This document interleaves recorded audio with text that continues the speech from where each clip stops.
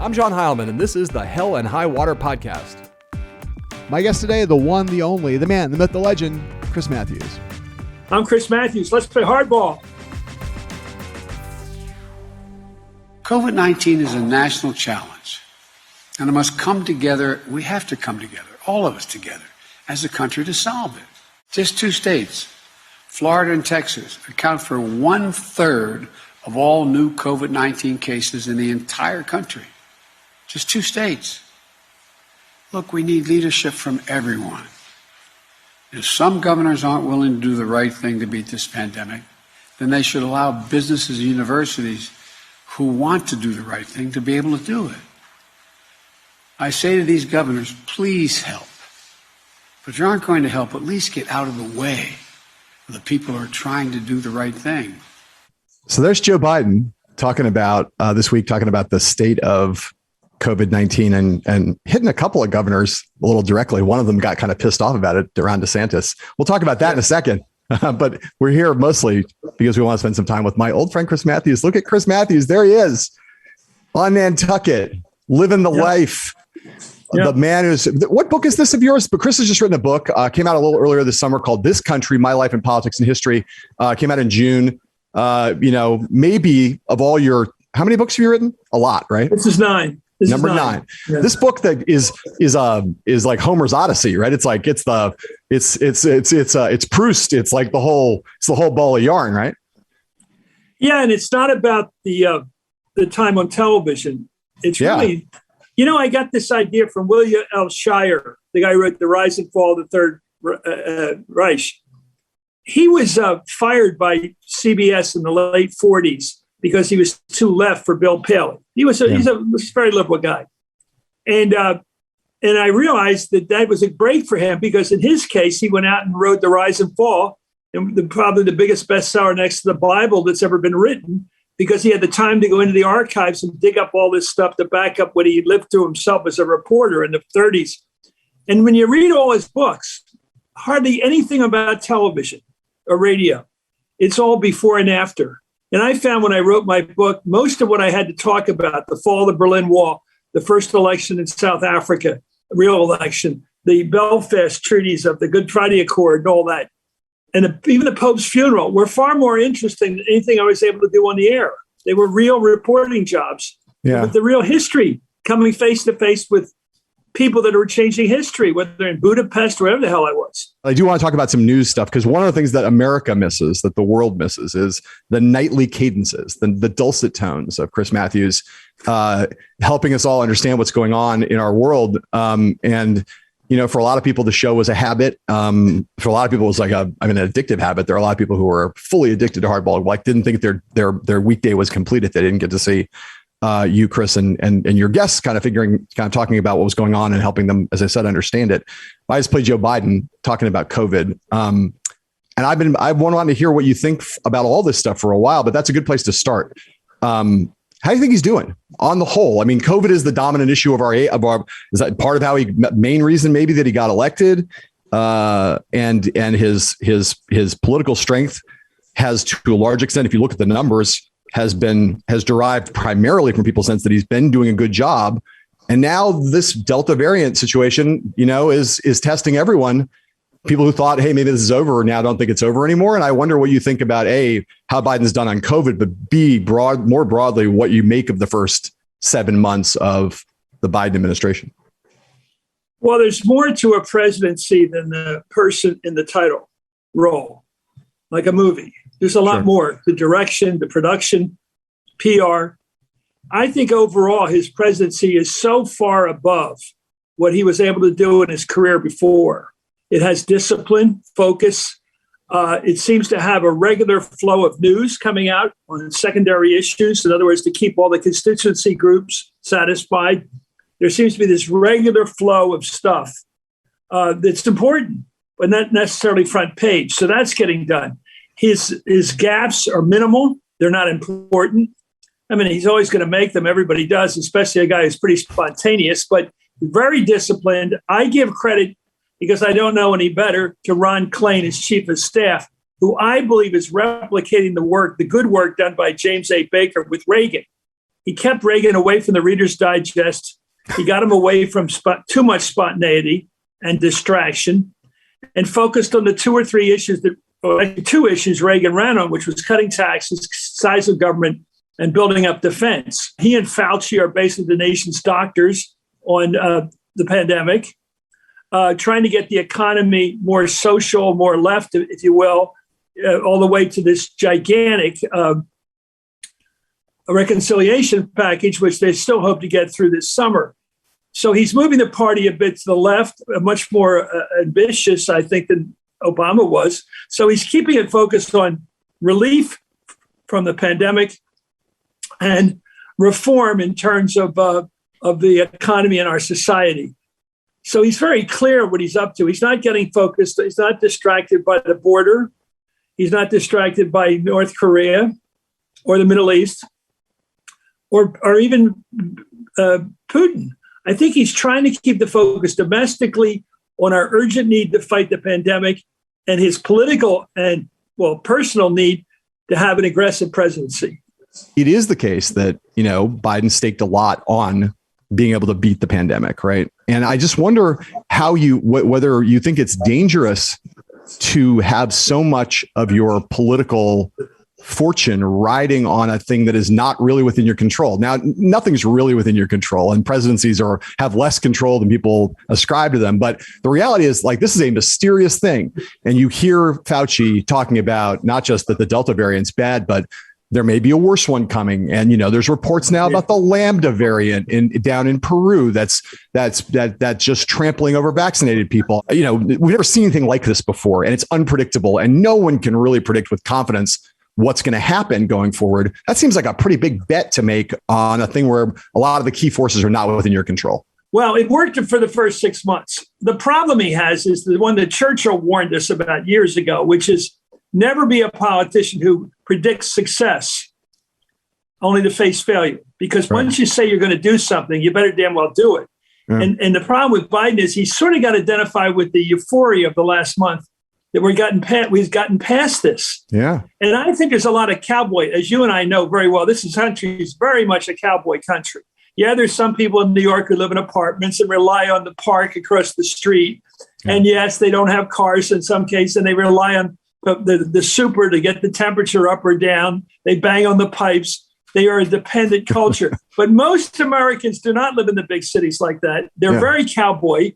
They want their own car, their own family, their own way of living, their own house, a separated house. Yeah. They want to be able to do what they want to do, go to what church they want to do, whatever gun they want to own. They want to go to a doctor who's like from their parish, basically. That's how people are. Yeah. That's cowboy America. Well, and they're probably saying, you're telling me, Mr. President, to put my mask back on? You telling me? You're like Robert De Niro. You talking to me? You talking to me? And I think that's a problem. I think that's a political problem. That's not anybody's fault, but it's coming down on Biden next couple months. A presidency is not just about who the president is, about the team. And the Biden people have extraordinary high degree of experience. I have literally never seen the degree of coordination that is so effective between a White House, the majority leader, and the speaker. I just wonder, if you're watching this, are you as kind of not in awe of it, but kind of surprised by it as some of us are? Well, I give them chops for everything you say, but that's just the first gate here. Let's see I've always said that people think Mitch McConnell is Elmer Fudd. I think he's Bugs Bunny.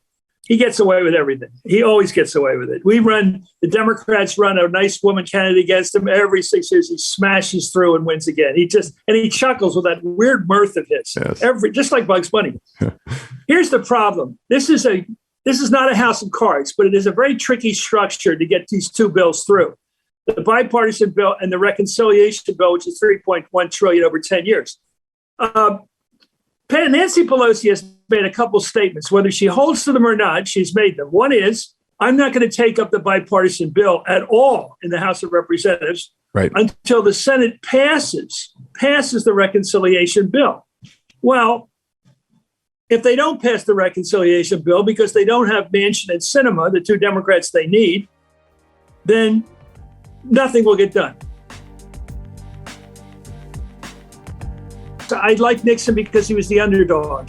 He went to law school. He worked his way up. He wasn't the coolest guy in the world. He's an average-looking guy. I said, this is the guy I'm rooting for. He's like my dad.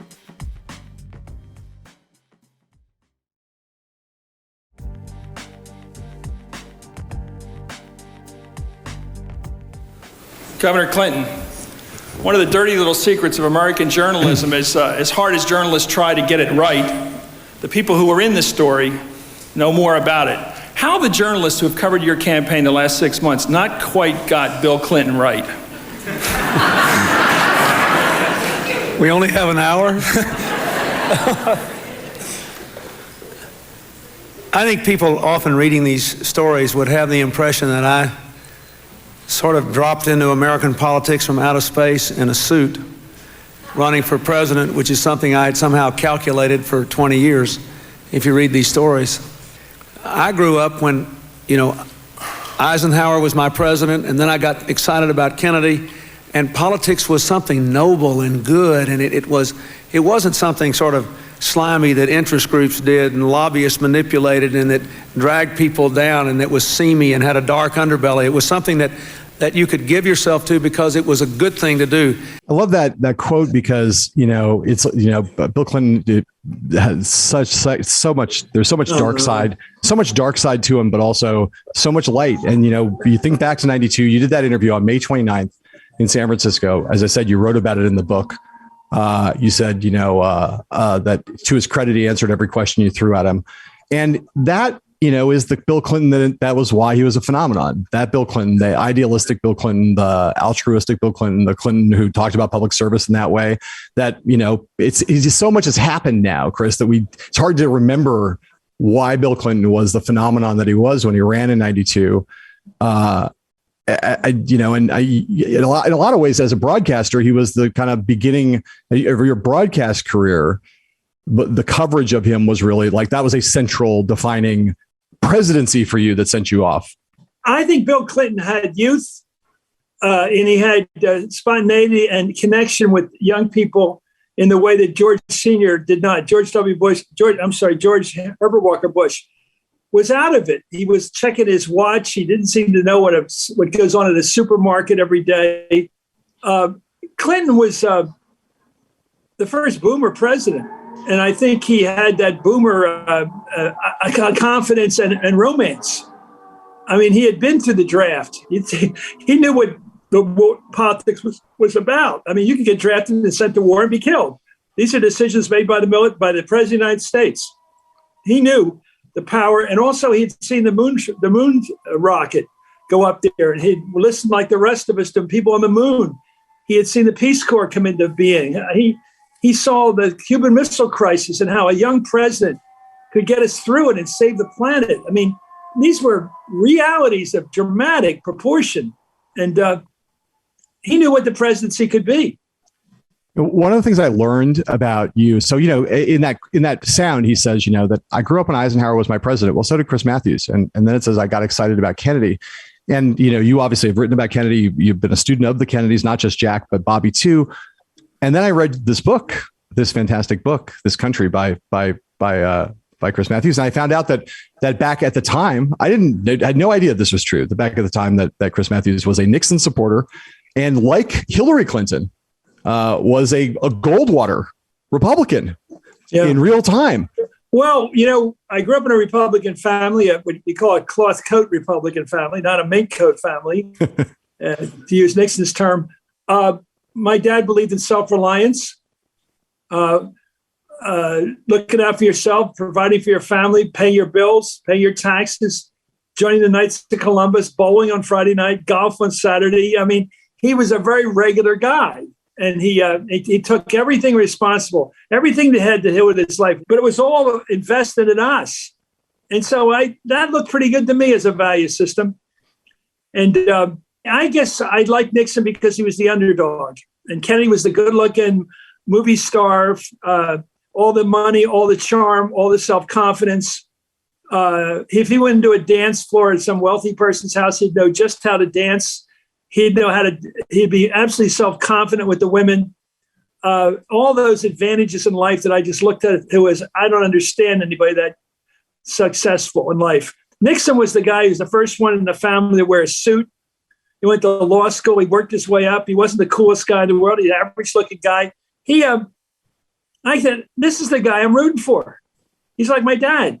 So you went basically, you did the whole story of, growing up in the way you just described, cloth coat Republican, suburbs of Philadelphia, go to Holy Cross, go through this period in the early 60s.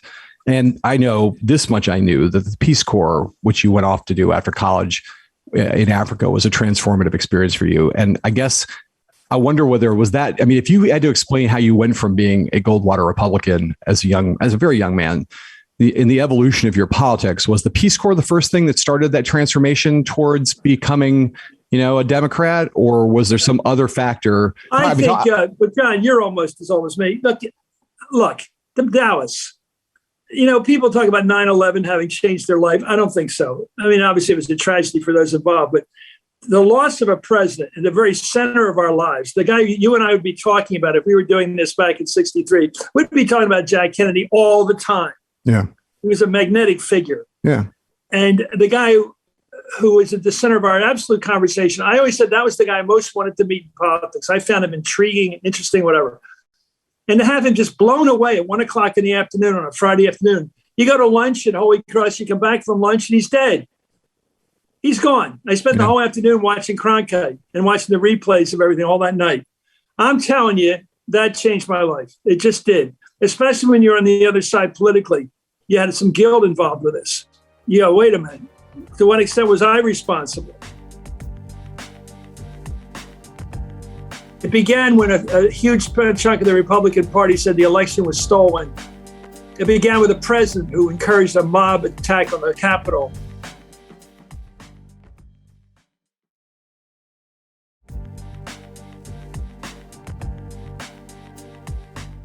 I feel like I went to hell and back to protect them and the people in this room. But too many are now telling me that hell doesn't exist, or that hell actually wasn't that bad. The indifference shown to my colleagues is disgraceful. Being an officer, you know your life is at risk whenever you walk out the door, even if you don't expect otherwise law-abiding citizens to take up arms against you. But nothing, truly nothing, has prepared me to address those elected members of our government who continue to deny the events of that day, and in doing so, betray their oath of office. So like I said, Chris, that's Michael Fanone, DC Metropolitan Officer, guy who, was tased. He was afraid that people were going to try to kill him with his own gun. We've heard his story, incredibly traumatic. Every time you hear it again, it still is horrifying. And any sentient human listening to him and his fellow officers who went through what they went through on January 6th is horrified and I would say grateful and humbled in the presence of it. And then instead of that, other reactions have come forward. Here's a guy after Michael Fanone said that, a guy leaves a voicemail for Michael Fanone shortly thereafter. I want to hear this and then we're really going to talk about it. This is a voicemail Michael Fanone got shortly after his Capitol Hill testimony a couple weeks ago. Let's listen to that.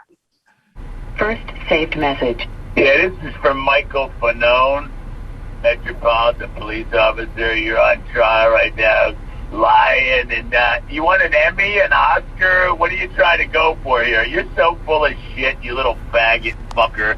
You're a little pussy, man. I can slap you up the side of your head with a backhand and knock you out, you little faggot. You're a punk faggot. You're a lying fuck. How could anybody, Chris, explain that to me, man? How can anybody listen to these police officers, these Capitol police officers who put their lives on the line for the sake of the building, what it symbolizes for our democracy, for the people inside of it, in the middle of a riot, an insurrection? These people have been traumatized. Now 4 of them have killed themselves on the basis of what they went through. How do you, I know the answer is, racist, whatever. It's hard, but what, explain how this can be that these people are not just uniform heroes. I was a cop 50 years ago when there was a similar division in the country over the Vietnam War.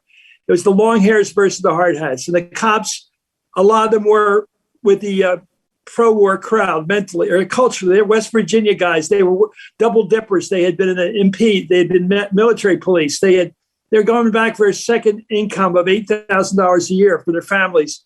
I had one guy, Leroy Taylor from West Virginia. He was always talking about the smoke he was going to deliver. He's going to use his, I don't know, his flamethrower on somebody. He was a real military guy and maybe a little deranged. But you know what he said to me one time? He called me aside. I was the college kid. I was one of the patronage cops. And he goes, you know why the little man loves this country? And I said, why? He said, it's because it's all he's got. I can only project and say, although it's 50 years later, that when they saw in the eyes of those people out there, you know, some crazy lunatics with horns on, but a lot of them looked familiar to them. They look like the people they go home to at night, you know, they're in church with, and they go, my people are coming at me. I'm a working class guy, and my people are coming at me, working class white people. They have hatred in their eyes. They're trying to poke things into my eyes. They're trying to kill me. They're poking a flag into me. They're really trying to hurt me personally. And they're calling me a sellout and saying, I'm just doing this for money. I think the torture, the moral and mental torture of these people, I don't know anything about psychiatry, but they weren't facing people from, you know, they weren't facing the Empire of Japan or the Nazis. They weren't facing communists. They were facing people that they may have voted like. Yeah. You know, saying they want to beat them up and hurt them and make them, hurt them permanently. And why do they want to do this to me? And they're looking me in the eye saying, I want, you know, I don't know what that would be like for 3 or 4 hours. Right. And they weren't ready for this. And Trump did this. Yeah. Trump did it. And I don't know if he had any conscience at all, he'd be miserable right now. That testimony from that body camera was the strongest thing I've ever heard in politics. Right. Because it was indisputable. It wasn't for prime time. It was what's recorded on a cop's body camera. And his voice of agony, of being tortured, was not, you wouldn't say that's impressive for him. I felt sorry for the guy. I didn't, but I also, and empathize with him. I was thinking, my God, he's doing this. He's taking this stuff. Yeah. And he's doing it for hours. They were pulling people out of line who just couldn't do it anymore. I mean, I wish we had seen those cameras the first day. All we saw was the guy moving the barrier, and they tried to make like the cops were in cahoots. Right. That was bad reporting, but it's all we had. People had at the time. But then we saw it from the defenders of the Capitol's point of view. And what did they think those guys were going to do when they got in there? Graffiti the place? I mean, I don't think anybody's thought this through. And the reason we don't know is cops saved these people. Yes, right. The Metropolitan Police came in to help.